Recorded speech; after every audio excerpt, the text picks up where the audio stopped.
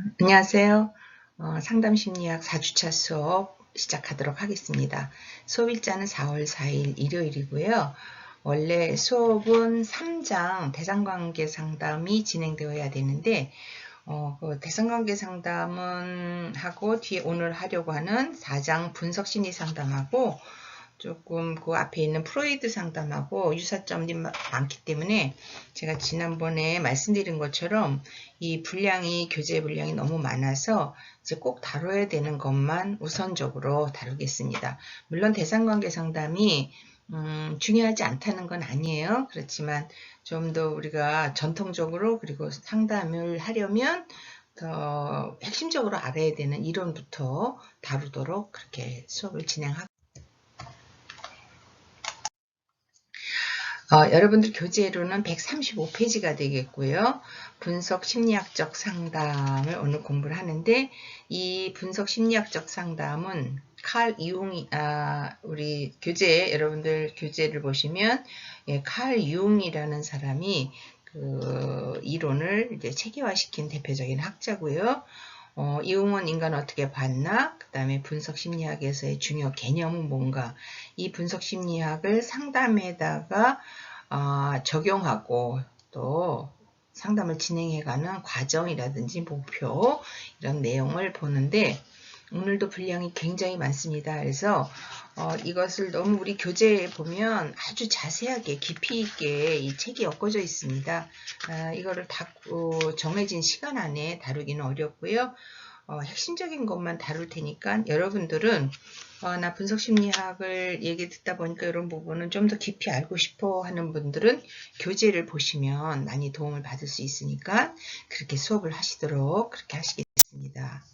우선 135페이지를 보시면 분석심리학이라는 것에 탄생하게 된 배경을 좀 설명을 하고 있습니다.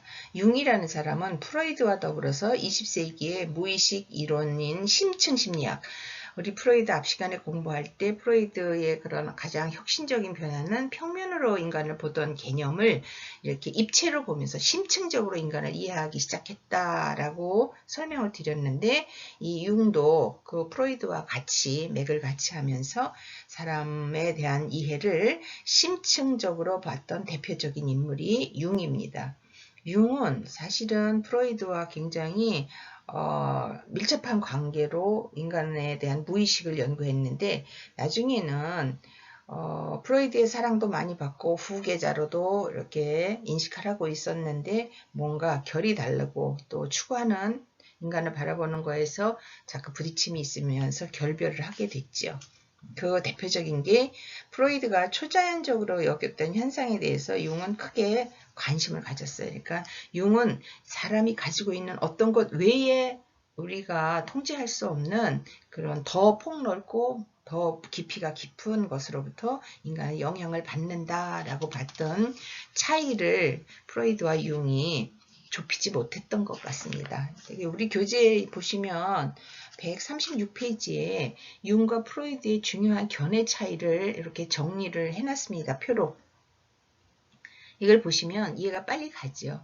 그러니까 리비도라는 것은 인간이 뭔가 움직이게 하는 에너지를 말하지 않습니까? 그래서 융은 프로이드는 성적인 어떤 우리 성이라는 것은 섹스 육체적인 관계 이런 의미의 성이 아니라고 분명히 말씀드렸어요. 사람의 그런 움직이게 하는 에너지를 그 몸에 어떤 자극을 주면서 거기에 에너지가 모여 있어서 그런 것이 발달되어서 인간의 움직이게 하는 에너지의 근원이 된다, 발달의 근원이 된다라고 보았던 것이 프로이드라면 융은 그것뿐만 아니라 인간은 또 다른 어떤 정신적인 에너지가 있다. 이렇게 너무 단순하게 성적인 걸로만 인간을 제한적으로 설명하면 안 된다라고 봤기 때문에 이런 다른 삶의 에너지를 이제 인간에 대한 움직임의 에너지, 그러니까 그 뒤에 가서 이제 설명이 다 중복돼서 나오겠지만 움직이는 에너지의 근원을 이렇게 달리 봤다. 그 다음에 두 번째는 성격에 미치는 성격에 영향을 미치는 힘의 방향도 프로이드는 인간의 성격은 주로 과거의 사건이나 과정에 의해서 결정된다. 그래서 결정론이라고 그랬죠. 그때 거기 대어랜된 그때 만들어진 경험, 그때 얻어진 어떤 에너지가 너를 움직이게 하는 배경이 된다라고 얘기했다면 융은 그것뿐만 아니라 내가 앞으로 어떤 삶을 살고 무엇을 원하느냐에 의해서 내가 어떤 행동을 하는 방향이 결정되어진다. 에너지가 거기에서도 성격이라든지 이런 것이 형성되어진다. 그러니까 이 프로이드와 융의 여기 큰 차이가 뭐냐? 여기서는 어떻게 돌아가서 과거로 돌아가서 수정할 수 없는 결정되어진 것을 본다면 융은 사람이 살아가고 성장해가면서 우리가 공부도 하고 나이도 먹고 철도 들고 여러 가지 변화가 오면서 내가 무엇을 원하는가에 따라서 우리의 성격은 얼마든지 변할 수 있다라고 보는 게 융의 관점이죠. 그 다음에 무의식에 대해서도 프로이드는 개인에다가 맞춰놨어요. 개인이 무슨 경험을 하고 그 경험이 무의식에 어떻게 녹아져 있느냐 이렇게 개인에다가 포커스를 맞췄다면 융은 그것만 가지고는 우리가 다 설명할 수가 없다. 개인의 경험만 가지고는 우리 인간이 가지고 있는 그 무의식이라는 엄청난 범주의 에너지를 다 설명할 수가 없다. 거기에는 반드시 뭐가 있냐? 집단 무의식이라는 게 있다. 그래서 이 집단 무의식이라는 개념을 도입한 게 사실은 프로이드와 융의 가장 큰 차이점이라고 볼 수 있습니다. 이 집단 무의식에 대해서 이제 중점적으로 설명을 하도록 하겠습니다. 융의 생애와 업적은 여러분들 교재에는 136페이지부터 이렇게 쭉 나와 있는데요. 그냥 간단히 이렇게 표로 나와 있으니까 여러분들이 한번 보세요. 1875년도에 스위스에서 태어나서 1961년도에 역시 스위스에서 사망을 한 그런 심리학자고 이 사람 역시 의학을 전공한 의학 박사로 이렇게 맹활약을 했던 심리학자입니다. 그 다음에 생애와 업적에서 보면 그 교재에 있는 이제 복잡한 내용을 이렇게 짧게 몇 가지로 정리해 놨어요. 저는 그냥 여러분들이 그 책을 보시는 것도 좋겠지만 그냥 이 정도만 알아도 충분하다고 생각을 합니다. 그래서 이거를 설명하겠습니다. 칼 융의 업적은 뭐냐? 무의식과 그 상징들에 대한 탐구. 이 무의식은 그 프로이드가 설명했던 무의식하고는 조금 의미가 다릅니다. 그 다음에 융의 대표적인 이론 중에 특징은 집단 무의식이라는 게 있습니다. 집단 무의식의 개념을 바탕으로 분석 심리학의 이론을 발전시켰습니다. 그 다음에 인간과 그 상징, 문화, 영혼성, 원형들 간의 교차에 대해서 설명했습니다. 요 영혼성이라든지 원형이라든지 이건 뒤에 가서 이 융의 핵심적인 이론이기 때문에 이제 이걸 좀 더 세밀하게 설명을 합니다. 심리 유형, 여러분들 성격 검사하죠? 많이 들어보셨죠? MBTI. 그 MBTI라는 성격 검사를 만든 도구의 배경이 융의 이론을 가지고 그 MBTI 검사 도구를 만들었습니다. 그러면 140페이지를 보세요. 융이 바라본 인간은 어떤 존재냐? 인간은 이렇다는 거예요.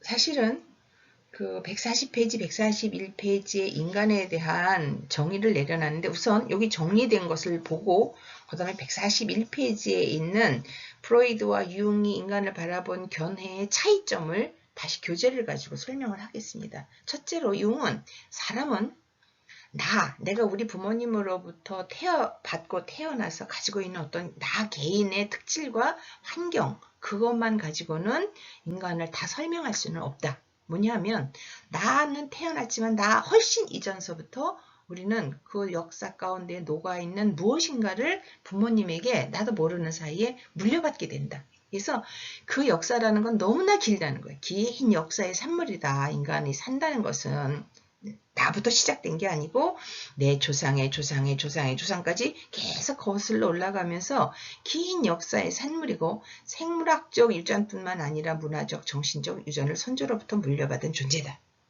그거죠. 이제 신체적으로 이런 의학적으로 생물적으로 내가 부모님에게서 나만 물려받은 것뿐만 아니라 그 맥락 속에는 문화적이고 정신적인 것이 유전적으로 물려받은 그런 존재다, 인간은.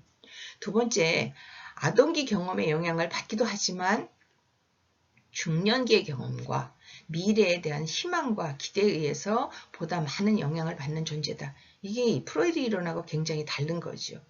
프로이드는 사람이 아동기, 그러니까 거의 한 15세까지 어떤 경험을 했느냐에 따라서 성격이 굳어지고 그것에 의해서 우리가 성인이 되어서도 어떤 행동을 하는데 그 과거의 경험과 에너지가 나의 행동을 결정짓는 절대적인 어떤 힘을 가진 것으로 설명을 했지만 융은 그래, 그것도 부정하지 않아요. 그것도 중요하지만 더 중요한 것은 내가 나이를 먹고 다양한 경험을 하고 세상에 대해서 이런 어떤 인지를 넓혀가고 도전을 받으면서 사람들은 과거에 내가 만들어진 나도 중요하지만 앞으로 내가 어떤 사람이 되겠다라는 생각을 하면서 내 성격이라든지 또 무엇을 결정짓는 방향이 변할 수 있는 존재다라고 본 게 융의 인간을 보는 관점 두 번째의 특징입니다. 세 번째로 인간은 항상 지금 이 순간보다 더 좋아지고 나아지려는 희망을 갖고 있는 존재다. 그러니까 이 사람은 항상 마이너스에서 플러스 쪽으로 가려는 거라는 거죠. 여러분도 그렇잖아요. 저도 그렇고 내가 지금부터 더 나빠지려는 사람은 없어요. 우리는 항상 더 좋은 쪽으로 성장하고 변하고 발전하려는 그런 욕구를 가지고 있다라고 생각하는 존재다. 이 융은 인간을 이렇게 긍정적으로 평가를 했습니다. 그 다음에 141페이지에 보시면 책이에요. 교재 141페이지에 보시면 인간 본성에 대한 융의 견해는 프로이드의 견해와 다르다 해가지고 거기 몇 가지, 네 가지 정도로 차이점을 설명을 해놨습니다. 이거는 오늘은 제가 설명은 안 해요. 그런데 나중에 여러분들에게 비대면 수업 확인서로 이걸 확인을 하든지 아니면 또 교재를 혹시 구입 못한 분이 있으면 요거를 답을 쓸 수가 없기 때문에 중간고사 때 출제를 하든지 하여튼 요 페이지는 무시하지 않고 넘어갈 테니까 이 음성 지원되는 교육을 학습을 하신 분은 141페이지를 잘 눈여겨보시길 바랍니다. 그 다음 142페이지에 보시면 융의 분석심리학적 체계에 대한 기본 가정해서 이렇게 긴 내용이 나옵니다. 이거는 보시면 도움이 되지만 이건 뒤에 가서 이제 하나하나 설명을 하기 때문에 그냥 정리해 놓은 거 소개하면서 넘어가겠습니다. 그 다음에 중요 개념입니다. 융이 가지고 있는 이 이론의 베이스가 되는 중요한 전체적으로 융은 어떤 개념을 가지고 분석심리학이라는 것을 이렇게 체계화시켰고 그것을 발전했는가라는 걸 이해하기 위해서는 이 144페이지에 있는 그림을 보시면 됩니다.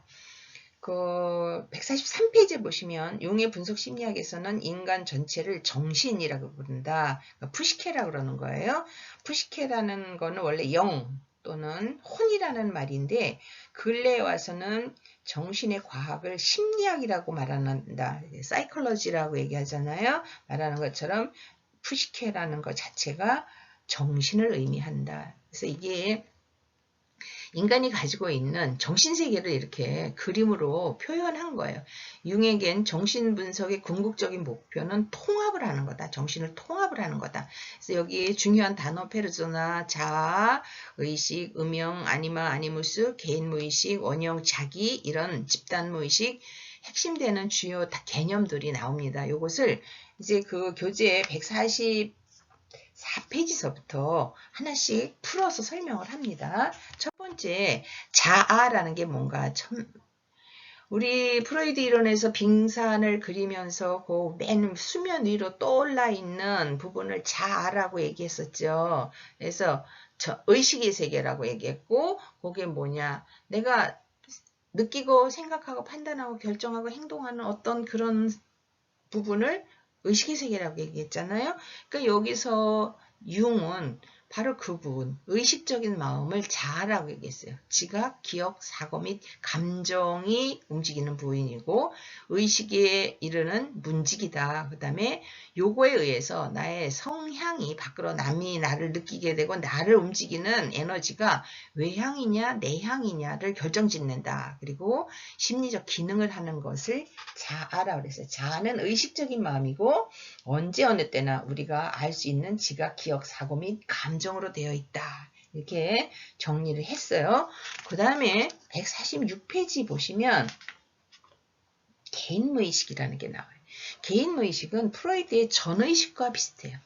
자료의 저장, 창고, 저장소, 망각된 기억들. 그래서 평상시엔 잘 생각하지 않지만 까맣게 잊어버리고 있었지만 조그만 자극을 주거나 어떤 동기부여가 되면 이렇게 의식의 세계로 쉽게 떠올릴 수 있는, 그래서 억제된 기억들과 외상으로 이루어지고, 이게 이제 융의 이루는 이 부분이 프로이드의 무의식하고도 거의 합쳐진 것 같아요. 전의식과 무의식이 합쳐진 그런 내용을 설명하고 있고, 그 다음에 프로이드가 얘기하지 않고 융이 독특하게 얘기한 것이 컴플렉스라는 게 있어요.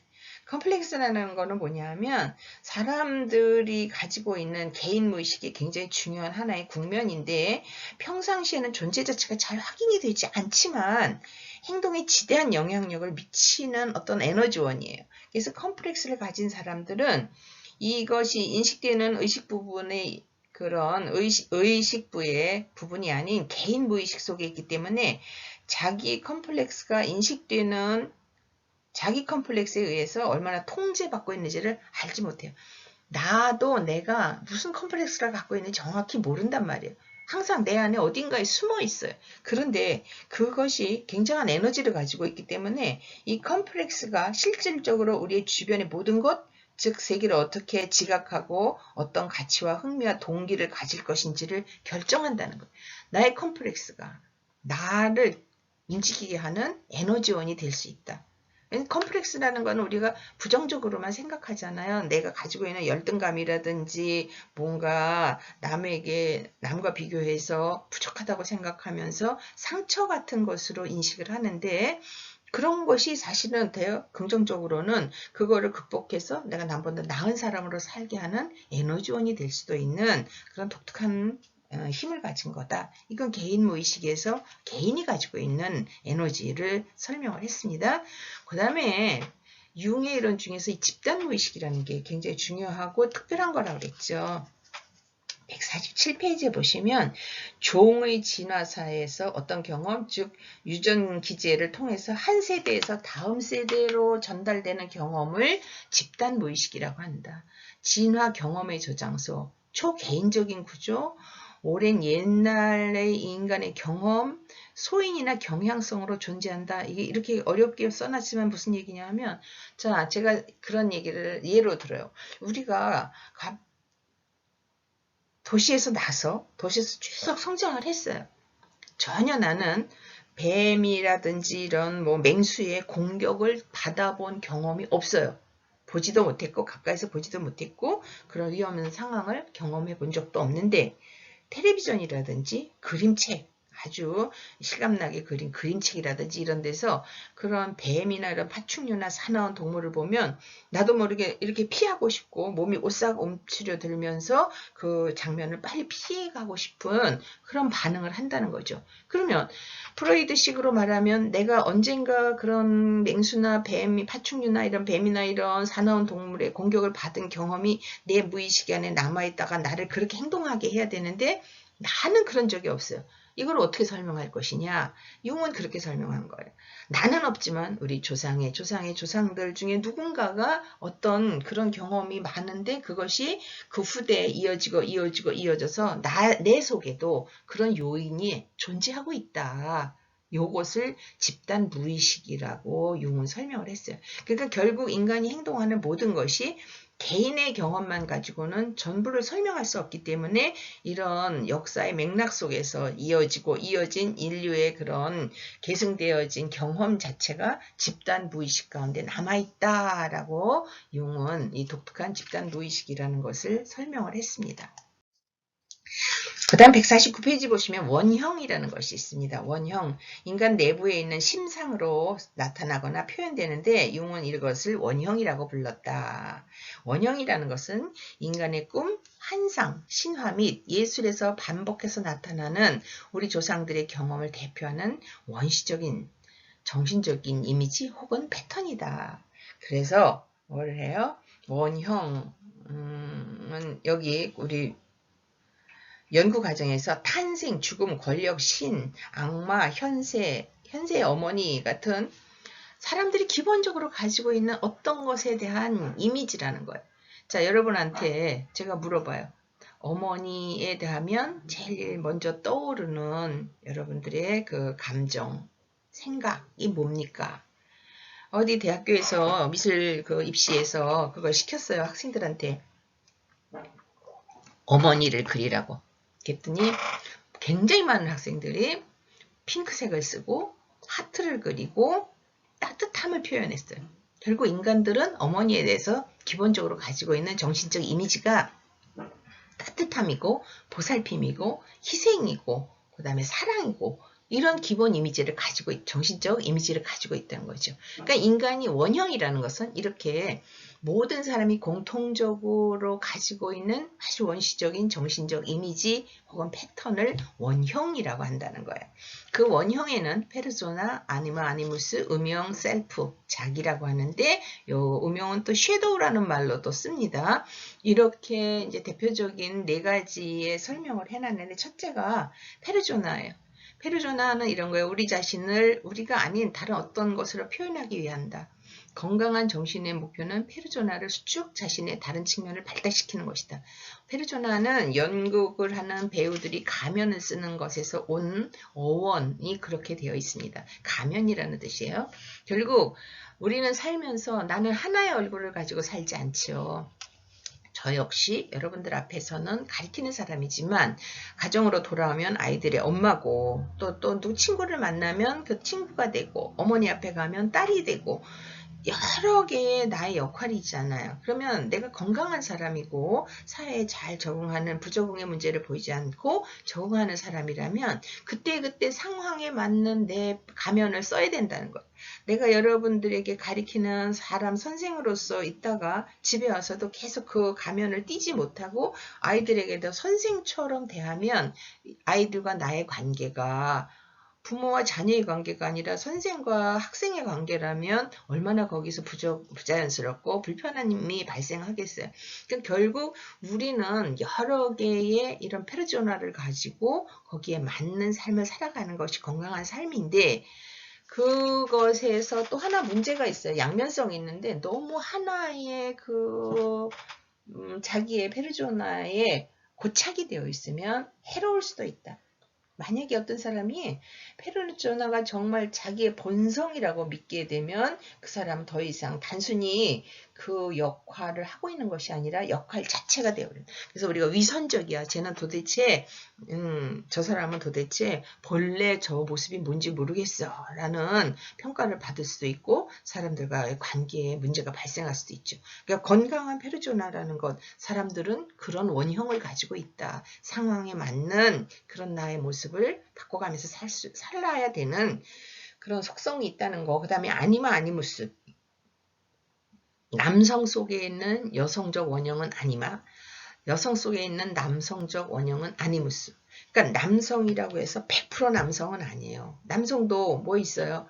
드라마를 보고 울기도 하고 그 다음에 뭐 애처로운 것을 보면 내가 보살피고 케어하려는 그런 여성 고유의 속성이라고 생각한 기능을 남성도 가지고 있잖아요. 그것을 융은 아니마라고 얘기했어요. 또 여성들도 여성 안에 뭐든지 그렇게 다 희생적이고 여성 고유의 가지고 있는 기능만 가지고 있는 게 아니고 남성성이 있어요. 그래서 여성들도 어떻게 해요?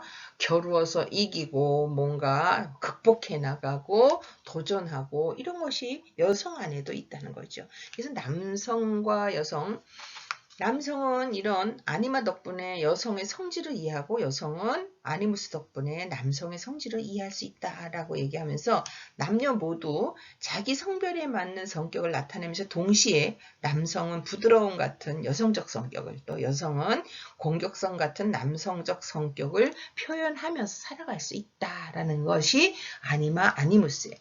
음영, 본능적으로 번식과 생존에 초점을 둔 정신의 초도덕적 동물적인 측면으로 인간의 어둡고 사악한 측면을 나타내는 원형. 프로이드의 그 타나토스가 요 음영과 비슷하겠죠. 인간이 가지고 있는 공격적이고 죽음의 본능. 그래서 사람들은 겉으로 드러나진 않지만 내 안에 뭔가 다른 사람을 시기, 질투, 미워하는 이런 어둡고 사악한 측면도 존재한다는 거예요. 제가 며칠 전에 사담이지만 버스를 타고 가다가 어떤 어르신이에요. 연세도 많은 분이 자전거를 타고 가다가 버스 앞으로 갑자기 끼어들어서 큰 사고가 날 뻔했어요. 근데 그 순간에 제가 놀라운 걸 봤어요. 그 기사분은 놀라서 아무 소리도 못하고 그냥 차를 정지시키고 있는데 거기 타고 있던 승객들이 동시에 욕을 하는 거예요. 동시에 어떤 반응을 하는 거예요. 욕이라기보다 반응을 하는데 그때 사람들 그 입에서 나온 말이 어떤 사람은 웬일이야 미쳤나봐 그런 사람도 있고 아니 저 영감탱이 뭐 이러는 사람도 있고 어머 깜짝이야 큰일 날 뻔했다 이런 사람도 있고 굉장히 다양한 반응이 나와요. 제가 그때 이렇게 보면서 사람은 속에 내가 이것을 잘 안에다가 아닌 척하면서 뭔가 장착을 하고 잘 포장을 하고 누르고 덮고 살지만 어떤 긴박한 순간에 이게 딱 터져 나오는데 그때 내 안에 무엇이 저장이 되어 있는가에 따라서 반응이 이렇게 다를 수 있구나라는 거를 사람들을 보면서 생각을 했어요. 바로 우리 안에는 그런 어떤 불편한 상황이라든지 긴박한 상황에 탁 튀어나오는 것이 있는데 이때 아무리 점잖은 사람이든 뭐 도덕적으로 완벽을 추구하는 사람이어도 공격적인 말도 할 수 있고 욕도 할 수 있고 그런 부정적인 행동을 할 수가 있다는 거죠. 이런 것을 이제 음영이라고 설명을 합니다. 그 다음에 자기, 아니무스와 같은 정신의 갈등적 측면을 통합한 정신의 측면이고 자신의 모든 측면의 통일성, 통합성 및 전체성을 향해 노력하는 것을 말한다. 사람은 완벽한 나, 이상적으로 생각하는 나. 그래서 자기 발달을 계속적으로 해가는 것, 그것을 추구하는 존재다. 이건 셀프라고 해요. 그래서 이렇게 원형에는 페르조나, 아니무스, 음영, 자기 네 가지가 있다. 설명을 간단히 했습니다. 그 다음에 153페이지에 보시면 동시성이라는 게 있습니다. 인간 정신 내의 주관적 경험과 외부 현실에서 같은 시간대에 다른 장소에서 일어나는 객관적 사건 간의 의미 있는 관계가 있음을 주장하는 것이 동시성이다. 우연의 일치라는 거 있었죠. 여러분 이런 얘기 많이 하죠. 내가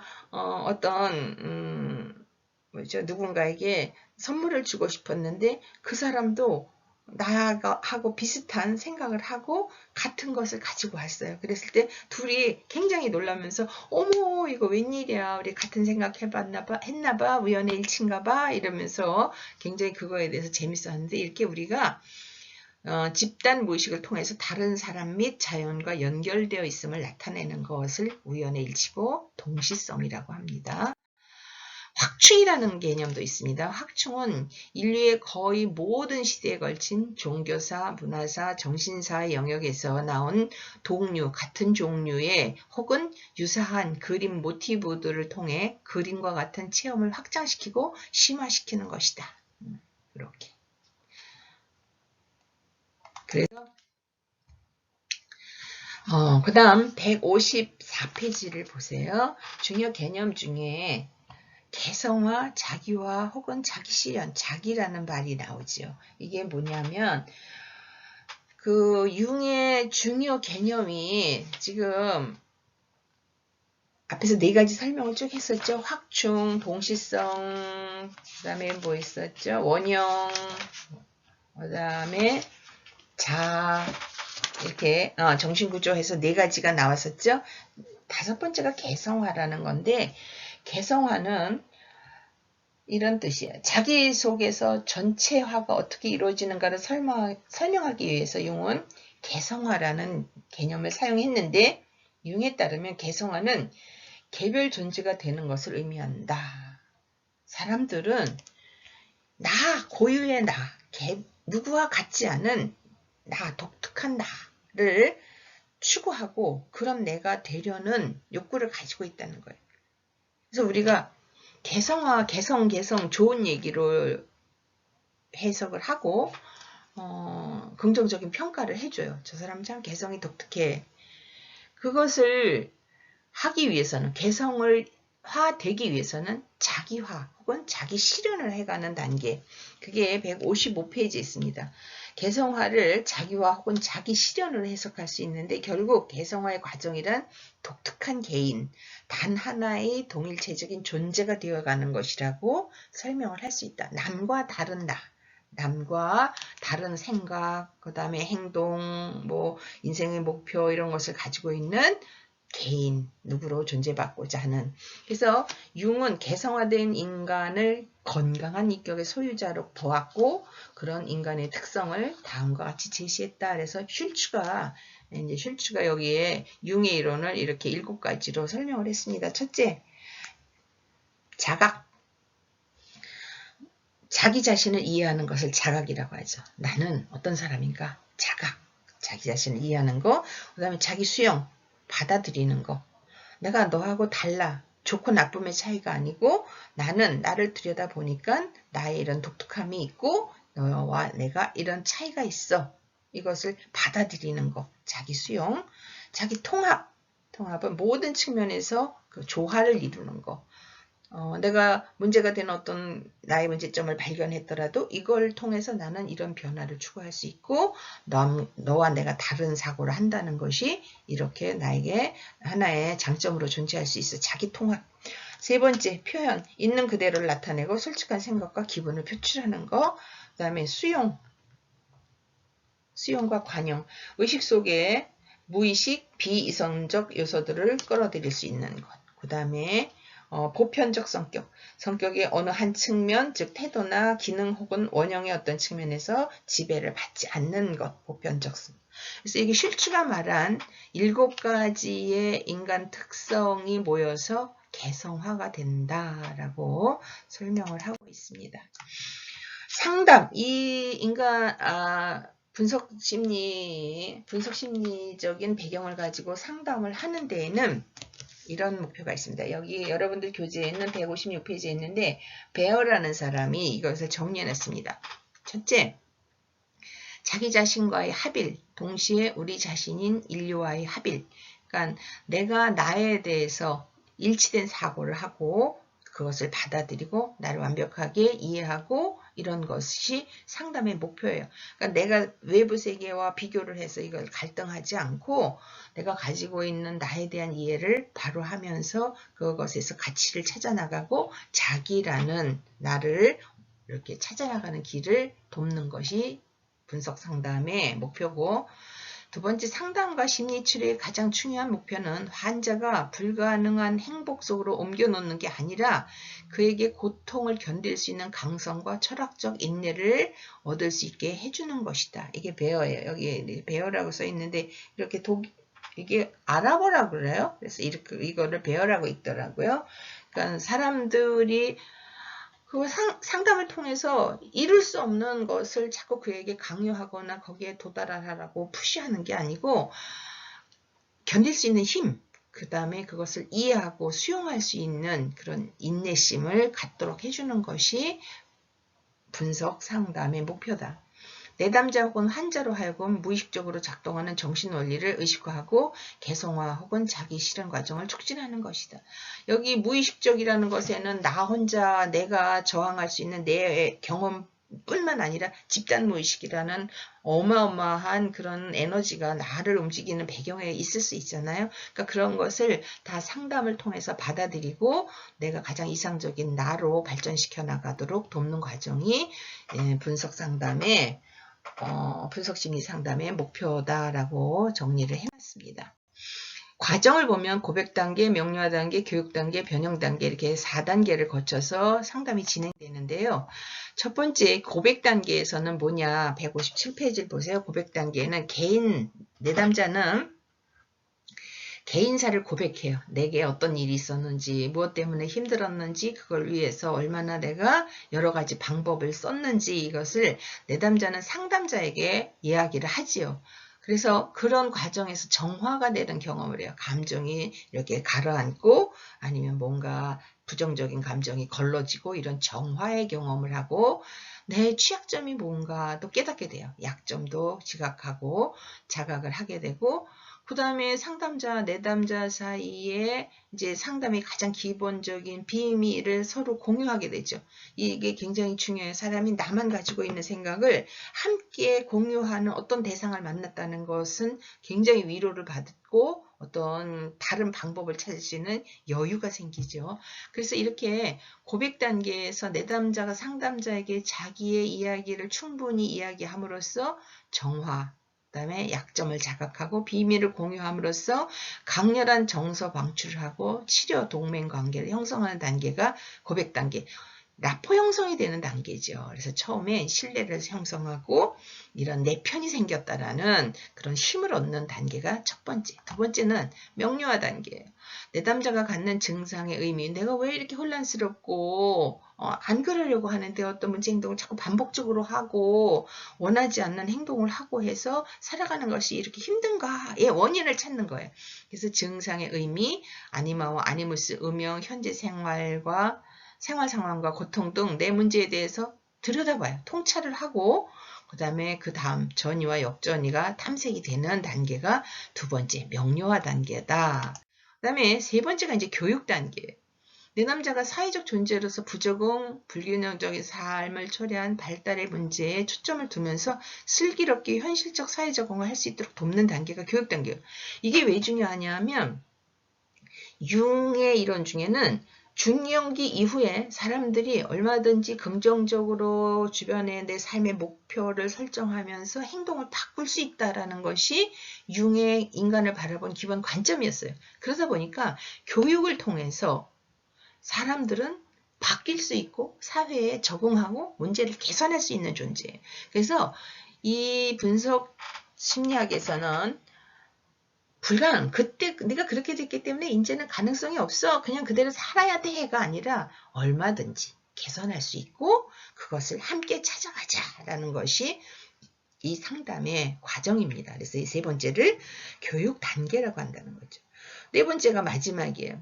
내담자가 치료자, 그러니까 상담자가 되겠고 치료자와의 그런 역동적인 상호작용을 통해서 그러니까 상담 과정, 상담을 통해서 사회에 적응하고 그걸 또 넘어서 자기 실현으로 변화를 도모하는 단계. 자기 실현은 완벽한 가장 이상적인 이런 나로 변화되는. 그래서 사실은 상담의 기본 목표에서 여러분들이 기억하실지 모르겠어요. 첫 번째는 문제 해결의 첫 번째고 두 번째는 그 내면에 있는 어떤 가능성, 잠재력을 발현시켜서 그 사람 자체가 변화되어서 힘을 얻게 되는 것이 두 번째 상담의 목표였잖아요.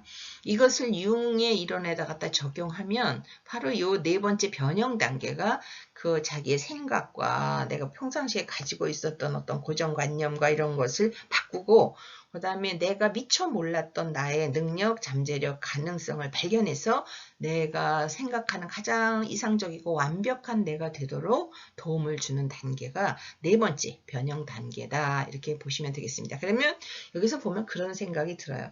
아, 이론에서 다 조금씩 다르게 표현은 하지만 결국 상담에 추구하는 그 맨 최종적인 것은 과정은 비슷하다라는 생각이 듭니다. 그 다음에 그 158페이지를 보시면 이제 이것을 기법, 분석 심리학을 상담에 적용하는 기법을 몇 가지 소개하고 있어요. 첫째가